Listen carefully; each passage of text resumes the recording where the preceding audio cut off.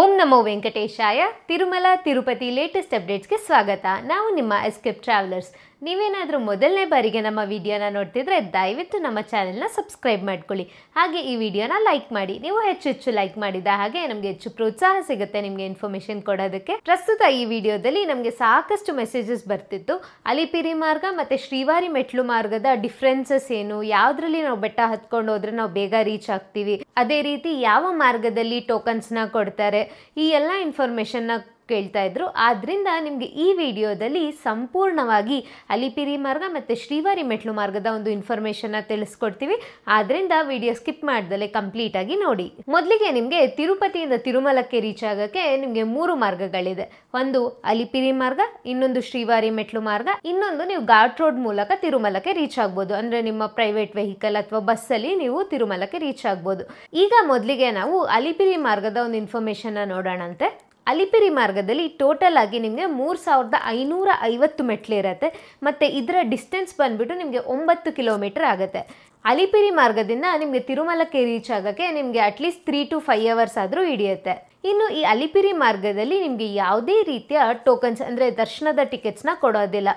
ಸಾಕಷ್ಟು ಜನಕ್ಕೆ ಕನ್ಫ್ಯೂಷನ್ ಇದೆ, ಅಲಿಪಿರಿ ಮಾರ್ಗದಲ್ಲಿ ದಿವ್ಯ ದರ್ಶನದ ಟೋಕನ್ಸ್ ಅಥವಾ SSD ಟೋಕನ್ಸ್ ಕೊಡ್ತಾರೆ ಅಂತ.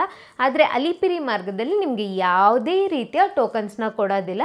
ನಿಮಗೆ ಟೋಕನ್ಸ್ ಬೇಕು ಅಂದರೆ ನೀವು ಅಲಿಪಿರಿ ಲಿಂಕ್ ರೋಡ್ ಹತ್ರ ಇರುವ ಭೂದೇವಿ ಕಾಂಪ್ಲೆಕ್ಸಲ್ಲಿ ನೀವು ಟೋಕನ್ಸ್ ತೊಗೊಂಡ್ಬಿಟ್ಟು ಅಲಿಪಿರಿ ಮಾರ್ಗದಲ್ಲಿ ನೀವು ಬೆಟ್ಟ ಹತ್ಕೊಂಡು ಹೋಗ್ಬೋದಾಗಿರುತ್ತೆ. ಇನ್ನು ಅಲಿಪಿರಿ ಮಾರ್ಗದ ಕಂಪ್ಲೀಟ್ ಡೀಟೇಲ್ಸು, ಅದೇ ರೀತಿ ಈ ಭೂದೇವಿ ಕಾಂಪ್ಲೆಕ್ಸಲ್ಲಿ ಟೋಕನ್ಸ್ ತಗೊಳ್ಳೋದಾಗಿರ್ಬೋದು, ಪ್ರತಿಯೊಂದು ಇನ್ಫಾರ್ಮೇಷನ್ ನಾವು ಆಲ್ರೆಡಿ ಒಂದು ವಿಡಿಯೋ ಮಾಡಿ ಹಾಕಿದ್ದೀವಿ. ಅದರ ಒಂದು ಲಿಂಕ್ನ ಕೂಡ ಡಿಸ್ಕ್ರಿಪ್ಷನಲ್ಲಿ ಕೊಟ್ಟಿರ್ತೀವಿ, ನೀವು ಅದನ್ನು ಕೂಡ ಒಮ್ಮೆ ಚೆಕ್ ಮಾಡಿ. ಇನ್ನು ಅಲಿಪಿರಿ ಮಾರ್ಗದ ಎಂಟ್ರಿ ಪಾಯಿಂಟ್ಗೆ ನಿಮಗೆ ತಿರುಪತಿ ಬಸ್ ಸ್ಟ್ಯಾಂಡಿಂದ ಇರ್ಬೋದು ಅಥವಾ ತಿರುಪತಿ ರೈಲ್ವೆ ಸ್ಟೇಷನಿಂದ ನಿಮಗೆ ಫ್ರೀ ಬಸ್ ಫೆಸಿಲಿಟಿ ಇರುತ್ತೆ. ನಿಮಗೆ ಶ್ರೀವಾರಿ ಧರ್ಮರಥ ಅಂತ ಗೊತ್ತಿರುತ್ತೆ. ಸೊ ಈ ಬಸ್ಗಳು ನಿಮಗೆ ಫ್ರೀಯಾಗಿ ಅವೈಲೇಬಲ್ ಇರುತ್ತೆ ನಿಮಗೆ ಅಲಿಪಿರಿ ಮಾರ್ಗದ ಎಂಟ್ರಿ ಪಾಯಿಂಟ್ವರೆಗೂ. ಇನ್ನು ನೀವು ಅಲಿಪಿರಿ ಮಾರ್ಗದಲ್ಲಿ ಬೆಟ್ಟ ಹತ್ಕೊಂಡು ಹೋಗ್ಬೇಕಂದ್ರೆ ನೀವು ಯಾವುದೇ ರೀತಿಯ ನಿಮ್ಮ ಲಗೇಜ್ನ ಕ್ಯಾರಿ ಮಾಡೋದು ಬೇಕಾಗಿರಲ್ಲ. ನಿಮಗೆ ಅಲ್ಲೇ ಸ್ಟಾರ್ಟಿಂಗ್ ಪಾಯಿಂಟಲ್ಲೇ ನಿಮಗೆ ಲಗೇಜ್ ಕೌಂಟರ್ಸ್ ಕೂಡ ಅವೈಲೇಬಲ್ ಇರುತ್ತೆ. ಅಲ್ಲಿ ನಿಮ್ಮ ಲಗೇಜ್ನ ಡೆಪಾಸಿಟ್ ಮಾಡ್ಬೋದು. ನೀವು ಅದನ್ನು ತಿರುಮಲಕ್ಕೆ ರೀಚ್ ಆದಮೇಲೆ ನಿಮ್ಮ ಲಗೇಜ್ನ ಕಲೆಕ್ಟ್ ಮಾಡ್ಕೋಬಹುದಾಗಿರುತ್ತೆ. ಇನ್ನು ಅಲಿಪಿರಿ ಮಾರ್ಗದ ಒಂದು ಟೈಮಿಂಗ್ಸ್ ಬಂದ್ಬಿಟ್ಟು ಬೆಳಗಿನ ಜಾವ 4 ಗಂಟೆಗೆ ಓಪನ್ ಆಗುತ್ತೆ, ರಾತ್ರಿ 10 ಗಂಟೆವರೆಗೂ ಕೂಡ ಓಪನ್ ಇರುತ್ತೆ. ಇನ್ನು ನೆಕ್ಸ್ಟ್ ನಾವೀಗ ಶ್ರೀವಾರಿ ಮೆಟ್ಲು ಮಾರ್ಗದ ಒಂದು ಇನ್ಫಾರ್ಮೇಷನ್ನ ನೋಡೋದಾದರೆ, ಶ್ರೀವಾರಿ ಮೆಟ್ಲು ಮಾರ್ಗದ ಒಂದು ಟೈಮಿಂಗ್ಸ್ ಬಂದುಬಿಟ್ಟು ಬೆಳಗ್ಗೆ 6 ಗಂಟೆಯಿಂದ ಸಂಜೆ 5 ಗಂಟೆವರೆಗೂ ಓಪನ್ ಇರುತ್ತೆ. ನಿಮಗೆ ಶ್ರೀವಾರಿ ಮೆಟ್ಲು ಮಾರ್ಗದಲ್ಲಿ ಹತ್ಕೊಂಡು ಹೋಗೋದು ಇನ್ನೊಂದು ಅಡ್ವಾಂಟೇಜ್ ಏನಂದರೆ ಇದ್ರ ಡಿಸ್ಟೆನ್ಸ್ ಕಮ್ಮಿ ಇರುತ್ತೆ. ನೀವು ಕೇವಲ 1 ಅಥವಾ 2 ಅವರಲ್ಲಿ ನೀವು ಆರಾಮಾಗಿ ಶ್ರೀವಾರಿ ಮೆಟ್ಲು ಮಾರ್ಗದಲ್ಲಿ ಬೆಟ್ಟ ಹತ್ಕೊಂಡು ಹೋದರೆ ನೀವು ತಿರುಮಲ ರೀಚ್ ಆಗಿಬಿಡ್ತೀರಾ. ಇನ್ನು ಈ ಶ್ರೀವಾರಿ ಮೆಟ್ಲು ಮಾರ್ಗದಲ್ಲಿ ನಿಮಗೆ ಟೋಟಲ್ ಆಗಿ 2388 ಸ್ಟೆಪ್ಸ್ ಇರುತ್ತೆ ಮತ್ತು ಡಿಸ್ಟೆನ್ಸ್ ಬಂದ್ಬಿಟ್ಟು ಅರೌಂಡ್ 2 ಕಿಲೋಮೀಟರ್ಸ್ ಇರುತ್ತೆ. ನೀವು ಆರಾಮಾಗಿ ಒಂದು 2 hours ಅಲ್ಲಿ ಈ ಬೆಟ್ಟನ ಹತ್ಬೋದು. ಆದರೆ ಈ ಒಂದು ಮಾರ್ಗದಲ್ಲಿ ಕಂಪ್ಲೀಟ್ ಆಗಿ ಸ್ಟೆಪ್ಸ್ ಇರುತ್ತೆ. ಸೊ ನೀವು ಕಂಟಿನ್ಯೂಸ್ ಆಗಿ ಸ್ಟೆಪ್ಸ್ ಹತ್ಕೊಂಡು ಹೋಗ್ಬೇಕಾಗಿರುತ್ತೆ. ಅದು ಒಂದು ಡಿಸ್ಅಡ್ವಾಂಟೇಜು. ಅದೇ ನೀವು ಅಲಿಪಿರಿ ಮಾರ್ಗದಲ್ಲಿ ಬೆಟ್ಟ ಹತ್ತೋದಾದ್ರೆ ನಿಮ್ಗೆ ಅಲ್ಲಿ ರೋಡ್ ಕೂಡ ಸಿಗುತ್ತೆ ಮತ್ತು ಸ್ಟೆಪ್ಸ್ ಕೂಡ ಸ್ವಲ್ಪ ಕಮ್ಮಿ ಇರುತ್ತೆ. ನೀವು ಆರಾಮಾಗಿ ಅಲಿಪಿರಿ ಮಾರ್ಗದಲ್ಲಿ ಬೆಟ್ಟ ಹತ್ಬೋದು. ಆದರೆ ಶ್ರೀವಾರಿ ಮೆಟ್ಲು ಮಾರ್ಗದಲ್ಲಿ ನಿಮಗೆ ಸ್ಟೀಪ್ ಆಗಿ ಮೆಟ್ಲು ತುಂಬಾನೇ ಇರುತ್ತೆ, ಕಂಟಿನ್ಯೂಸ್ ಆಗಿ ಸ್ಟೆಪ್ಸ್ ಇರುತ್ತೆ. ನೀವು ಈ ಒಂದು ಪಾಯಿಂಟ್ನ ಕೂಡ ಗಮನದಲ್ಲಿ ಇಟ್ಕೋಬೇಕಾಗಿರುತ್ತೆ. ಇನ್ನು ಇನ್ನೊಂದು ಅಡ್ವಾಂಟೇಜ್ ಏನಂದರೆ ಈ ಶ್ರೀವಾರಿ ಮೆಟ್ಲು ಮಾರ್ಗದಲ್ಲಿ ಬೆಟ್ಟ ಹತ್ತಲಿಕ್ಕೆ ನಿಮಗೆ ಶ್ರೀವಾರಿ ಮೆಟ್ಲು ಮಾರ್ಗದ ಎಂಟ್ರೆನ್ಸ್ ಪಾಯಿಂಟಲ್ಲಿ ನಿಮಗೆ SSD ಟೋಕನ್ಸ್ ಕೊಡ್ತಾರೆ. ಈ ಒಂದು ಟೋಕನ್ಸ್ ಪ್ರತಿದಿನ ಕೂಡ ಕೊಡ್ತಾರೆ. ಇಲ್ಲಿ ಅರೌಂಡ್ ನಿಮಗೆ 3000ದಿಂದ 5000 ಟೋಕನ್ಸ್ ಕೊಡ್ತಾರೆ. ಬೆಳಗ್ಗೆ 6 ಗಂಟೆಗೆ ಇಲ್ಲಿ ಟೋಕನ್ಸ್ನ ಕೊಡೋಕ್ಕೆ ಸ್ಟಾರ್ಟ್ ಮಾಡ್ತಾರೆ. ಶ್ರೀವಾರಿ ಮೆಟ್ಲು ಮಾರ್ಗದ ಎಂಟ್ರಿ ಪಾಯಿಂಟಲ್ಲೇ ನಿಮಗೆ ಟೋಕನ್ಸ್ನ ಕೊಡ್ತಾರೆ. ಆದರೆ ನೀವೇನಾದರೂ ಈ ಶ್ರೀವಾರಿ ಮೆಟ್ಲು ಮಾರ್ಗದಲ್ಲಿ ಟೋಕನ್ಸ್ನ ತಗೊಂಡ್ರೆ ನೀವು ಕಂಪಲ್ಸರಿಯಾಗಿ ಬೆಟ್ಟ ಹತ್ಕೊಂಡು ಹೋಗಲೇಬೇಕು. ಏಕೆಂದರೆ ಈ ಒಂದು ಟೋಕನ್ಸ್ನ 1200ನೇ ಮೆಟ್ಲಿನಲ್ಲಿ ಸ್ಕ್ಯಾನ್ ಮಾಡ್ತಾರೆ. ಆದ್ದರಿಂದ ನೀವು ಶ್ರೀವಾರಿ ಮೆಟ್ಲು ಮಾರ್ಗದಲ್ಲಿ ಟೋಕನ್ಸ್ ತಗೊಂಡ್ರೆ ನೀವು ಬೆಟ್ಟ ಹತ್ಕೊಂಡೇ ಹೋಗಬೇಕು. ಮತ್ತು ಈ ಟೋಕನ್ಸ್ ತಗೋಬೇಕು ಅಂದರೆ ನೀವು ಬೆಳಗ್ಗೆ 4 ಅಥವಾ 5 ಗಂಟೆಗೆ ಕ್ಯೂ ಲೈನ್ಗೆ ಜಾಯಿನ್ ಆಗಬೇಕು ಮತ್ತು ನಿಮ್ಮ ಒಂದು ಆಧಾರ್ ಕಾರ್ಡ್ ಕಂಪಲ್ಸರಿ ಇರುತ್ತೆ. ಮತ್ತು ಯಾರೆಲ್ಲ ದರ್ಶನ ಮಾಡ್ಬೇಕು ಅಂದ್ಕೊಂಡಿದ್ದೀರಾ ಪ್ರತಿಯೊಬ್ಬರು ಕೂಡ ಕ್ಯೂ ಲೈನಲ್ಲಿ ನಿಂತು ಅವರ ಟೋಕನ್ಸ್ನ ಅವರೇ ಪಡಿಬೇಕು. ಇನ್ನು ನಿಮಗೆ ಶ್ರೀವಾರಿ ಮೆಟ್ಲು ಮಾರ್ಗದಲ್ಲೂ ಕೂಡ ನಿಮಗೆ ಲಗೇಜ್ ಡೆಪಾಸಿಟ್ ಕೌಂಟರ್ಸ್ ಇರುತ್ತೆ. ಎಂಟ್ರಿ ಪಾಯಿಂಟಲ್ಲೇ ನಿಮಗೆ ಲಗೇಜ್ ಡೆಪಾಸಿಟ್ ಕೌಂಟರ್ಸ್ ಇರುತ್ತೆ. ಅಲ್ಲಿ ನೀವು ಲಗೇಜ್ನ ಡೆಪಾಸಿಟ್ ಮಾಡಿಬಿಟ್ಟು ನೀವು ತಿರುಮಲಕ್ಕೆ ರೀಚ್ ಆದಮೇಲೆ ನಿಮ್ಮ ಲಗೇಜ್ನ ಕಲೆಕ್ಟ್ ಮಾಡ್ಕೋಬಹುದಾಗಿರುತ್ತೆ.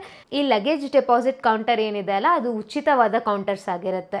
ಇನ್ನು ನಿಮಗೆ ಅಲಿಪಿರಿ ಮಾರ್ಗ ಮತ್ತು ಶ್ರೀವಾರಿ ಮೆಟ್ಲು ಮಾರ್ಗ ಎರಡೂ ಕಡೆ ಕೂಡ ನಿಮಗೆ ವಾಶ್ರೂಮ್ಸ್ ಫೆಸಿಲಿಟಿ ಇರುತ್ತೆ ಮತ್ತು ವಾಟರ್ ಫೆಸಿಲಿಟಿ ಕೂಡ ಇರುತ್ತೆ. ಅದೇ ರೀತಿ ನಿಮಗೆ ಅಲಿಪಿರಿ ಮಾರ್ಗದಲ್ಲಿ ಸಾಕಷ್ಟು ರೀತಿಯ ನಿಮಗೆ ಹೋಟೆಲ್ಸ್ ಥರ ಸಿಗುತ್ತೆ ಮತ್ತು ನಿಮಗೆ ಫುಡ್ ಐಟಮ್ಸ್ ಕೂಡ ಅವೈಲೇಬಲ್ ಇರುತ್ತೆ, ಸ್ನ್ಯಾಕ್ಸ್ ಕೂಡ ಸಿಗುತ್ತೆ.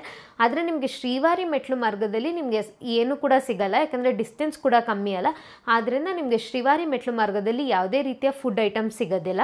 ಇನ್ನು ಈ ಶ್ರೀವಾರಿ ಮೆಟ್ಲು ಮಾರ್ಗದಲ್ಲಿ ಬೆಟ್ಟ ಹತ್ಕೊಂಡು ಹೋಗ್ಬೇಕು ಅಂದ್ಕೊಂಡಿದ್ರೆ ನೀವು ತಿರುಪತಿಯಿಂದ ಶ್ರೀನಿವಾಸ ಮಂಗಾಪುರಕ್ಕೆ ಬಂದುಬಿಟ್ಟು ಅಲ್ಲಿಂದ ನೀವು ಆಟೋ ಅಲ್ಲಿ ಶ್ರೀವಾರಿ ಮೆಟ್ಲು ಮಾರ್ಗದ ಎಂಟ್ರಿ ಪಾಯಿಂಟ್ಗೆ ರೀಚ್ ಆಗಬೇಕಾಗಿರುತ್ತೆ. ಇನ್ನು ಅಲಿಪಿರಿ ಮಾರ್ಗದಾಗಿರ್ಬೋದು ಅಥವಾ ಶ್ರೀವಾರಿ ಮೆಟ್ಲು ಮಾರ್ಗದಾಗಿರ್ಬೋದು ಎರಡೂ ಕಡೆ ಕೂಡ ನಾವು ಬೆಟ್ಟ ಹತ್ತಿ ಕಂಪ್ಲೀಟ್ ವ್ಲಾಗ್ನ ನಿಮಗೆ ಆಲ್ರೆಡಿ ಪೋಸ್ಟ್ ಮಾಡಿದ್ದೀವಿ. ನೀವು ಇನ್ನೂ ನೋಡಿಲ್ಲ ಅಂದರೆ ಅದರ ಲಿಂಕ್ಸ್ನ ನಾನು ಡಿಸ್ಕ್ರಿಪ್ಷನಲ್ಲಿ ಕೊಟ್ಟಿರ್ತೀನಿ. ಇನ್ನು ಅದೇ ರೀತಿ ನಿಮಗೆ ಈ ಒಂದು ಟೋಕನ್ ಸ್ಟೇಟಸ್ ಈಗ ಅಲಿಪಿರಿ ಹತ್ರ ಇರುವ ಭೂದೇವಿ ಕಾಂಪ್ಲೆಕ್ಸಲ್ಲಿ SSD ಟೋಕನ್ಸ್ ಕೊಡ್ತಾರಲ್ಲ, ಆ ಒಂದು ಟೋಕನ್ಸ್ದು ಸ್ಟೇಟಸ್ ಆಗಿರ್ಬೋದು ಅಥವಾ ಶ್ರೀವಾರಿ ಮೆಟ್ಲು ಮಾರ್ಗದಲ್ಲಿ ಕೊಡುವ SSD ಟೋಕನ್ ಸ್ಟೇಟಸ್ ಆಗಿರ್ಬೋದು, ಈ ಎರಡು ಟೋಕನ್ ಸ್ಟೇಟಸ್ನ ಕೂಡ ನೀವು ವಾಟ್ಸಪ್ಪಲ್ಲೂ ಕೂಡ ನೋಡಬಹುದು. ಅದರದ್ದು ಇನ್ಫಾರ್ಮೇಷನ್ ಹಾಕಿದ್ದೀವಿ. ನಿಮಗೆ ವಾಟ್ಸಪ್ಪಲ್ಲಿ AP ಸರ್ವಿಸಸ್ ಅದರ ಒಂದು ಫೋನ್ ನಂಬರ್ನ ಸೇವ್ ಮಾಡಿಕೊಂಡು ನೀವು TTD ಟೆಂಪಲ್ ಸರ್ವಿಸಸ್ ಅಂತ ಸೆಲೆಕ್ಟ್ ಮಾಡಿಕೊಂಡ್ರೆ ಅಲ್ಲಿ ನಿಮಗೆ ಸ್ಟೇಟಸ್ ನೋಡುವ ಒಂದು ಆಪ್ಷನ್ ಇರುತ್ತೆ. ಅಂದರೆ ಎಷ್ಟು ಟೋಕನ್ಸ್ ಆಲ್ರೆಡಿ ಇಶ್ಯೂ ಮಾಡಿದ್ದಾರೆ, ಇನ್ನೂ ಎಷ್ಟು ಟೋಕನ್ಸ್ ಅವೈಲೇಬಲ್ ಇದೆ, ಸೊ ನೀವು ಯಾವ ಟೈಮ್ಗೆ ರೀಚ್ ಆದರೆ ನಿಮಗೆ ಟೋಕನ್ ಸಿಗುವ ಚಾನ್ಸಸ್ ಇರುತ್ತೆ. ಈ ಎಲ್ಲ ಇನ್ಫಾರ್ಮೇಷನ್ನ ಕೂಡ ನೀವು ವಾಟ್ಸಪ್ಪಲ್ಲಿ ಪಡ್ಕೋಬಹುದಾಗಿರುತ್ತೆ.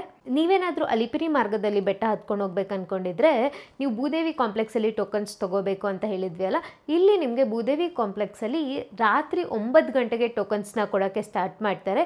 ಇಲ್ಲಿ ನಿಮಗೆ ತಿರುಪತಿ 3 ಜಾಗದಲ್ಲಿ ಟೋಕನ್ಸ್ ಕೊಡ್ತಾರಲ್ಲ, ಅಂದರೆ ಶ್ರೀನಿವಾಸಂ ಕಾಂಪ್ಲೆಕ್ಸ್, ವಿಷ್ಣು ನಿವಾಸಂ ಮತ್ತು ಭೂದೇವಿ ಕಾಂಪ್ಲೆಕ್ಸ್, ಈ 3 ಕಡೆ ಕೂಡ ರಾತ್ರಿ 9 ಗಂಟೆಗೇ ಟೋಕನ್ಸ್ ಇಶ್ಯೂ ಮಾಡೋಕ್ಕೆ ಸ್ಟಾರ್ಟ್ ಮಾಡ್ತಾರೆ. ಸೊ 3 ಜಾಗದಲ್ಲೂ ಸೇರಿ ಅರೌಂಡ್ 20,000ರಿಂದ 25,000 ಟೋಕನ್ಸ್ವರೆಗೂ ಕೊಡ್ತಾರೆ ಪ್ರತಿದಿನ ಕೂಡ. ಇಲ್ಲೂ ಕೂಡ ನೀವು SSD ಟೋಕನ್ಸ್ ತಗೋಬೇಕು ಅಂದರೆ ನಿಮ್ಮ ಒಂದು ಆಧಾರ್ ಕಾರ್ಡ್ ಕಂಪಲ್ಸರಿ ಇರುತ್ತೆ. ಮತ್ತು ಯಾರೆಲ್ಲ ದರ್ಶನಕ್ಕೆ ಹೋಗ್ತಾರೆ ಪ್ರತಿಯೊಬ್ಬರು ಕೂಡ ಕ್ಯೂ ಲೈನಲ್ಲಿ ನಿಂತು ಅವರ ಟೋಕನ್ಸ್ನ ಅವರೇ ಪಡೆಯಬೇಕಾಗಿರುತ್ತೆ. ಇನ್ನು ಇದೆಲ್ಲ ಇವತ್ತಿನ ಇನ್ಫಾರ್ಮೇಷನ್. ಇದೇ ರೀತಿಯ ಎಲ್ಲ ತಿರುಮಲದ ಮಾಹಿತಿಗಾಗಿ ನಮ್ಮ ಚಾನೆಲ್ನ ಸಬ್ಸ್ಕ್ರೈಬ್ ಮಾಡ್ಕೊಳ್ಳಿ. ಹಾಗೆ ನಮ್ಮ ವಾಟ್ಸಪ್ ಗ್ರೂಪ್ ಮತ್ತು ವಾಟ್ಸಪ್ ಚಾನೆಲ್ನ ಕೂಡ ಜಾಯಿನ್ ಆಗಿ. ನಮಸ್ಕಾರ. ಓಂ ನಮೋ ವೆಂಕಟೇಶಾಯ.